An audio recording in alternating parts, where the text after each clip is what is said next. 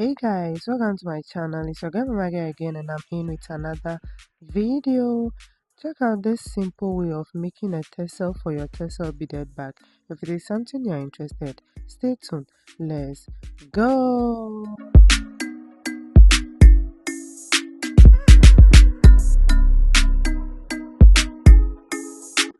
Welcome back. These are the materials needed over here. This is my fishnet cord. This is what I'm going to use. It's in black color and I'm using size 5 over here. You can use size 3, size 4 or the size that you want, but this is the size that I choose. My scissors over here and my lighter for knitting the edges. And I'm going to use this book. Yes, I'm going to use this book over here.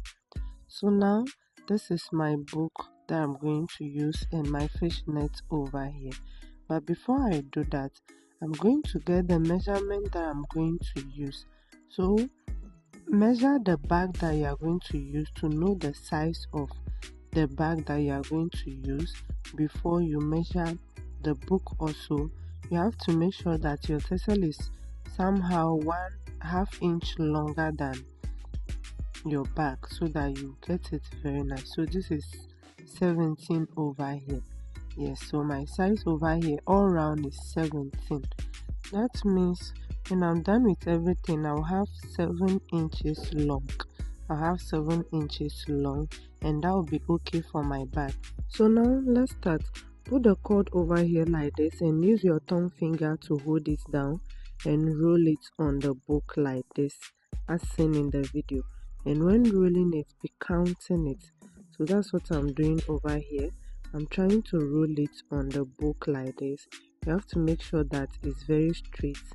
So that's what I'm doing right now. And you have to be counting it. Yes, so I'm counting it and I've count 30 on the book like this times 30. So this is how it looks. Yes, so now I'm going to cut it from here. I'm going to cut it from here with my scissors and I'm going to cut it this way. Yes, so after cutting it, make sure it didn't fall. Hold it tightly like this and bring it out. So I'm going to put my book aside and make sure that the end of it like this is equal by dividing it into 2 like this. Make sure the end is equal. Hold it very well. So now I'm going to remove one of the cord like this and hold it well. So now you can see that there is a loop at the top over here. So I'm going to use the net to tie it over here like this. Use the cord to tie it over here like this. Make sure you tie it very well because it's a nylon cord, so it's very slippery. So tie it very well. Remember to tie it again. Pass it through under it like this and tie it again before you cut it so that it will be strong. Yeah, so that's what I'm doing right now. You can see that I'm tying it again. Yes, remember to tie it very well to be strong for you. So now the next thing I'm going to do now is to cut the remaining fish line over here with my scissors. I'm going to cut it like this off. After cutting it, arrange it in your hand very well. Arrange it like this. Hold the end like this. Move it small like 1/2 inch and use the remaining cord to tie a knot over here like this. Tie it very well as seen in the video. Yes, so tie another knot again like this. Tie it again so that it will be very strong. Yes, so this is how it looks. This is how it looks. So now the next thing I'm going to do is to use my lighter to bend the edge. So that it will not remove. It's rubber cord, so if you didn't use your lighter to bend it, it will come out quick. So I'm using my lighter over here to bend the remaining cord at the end of it.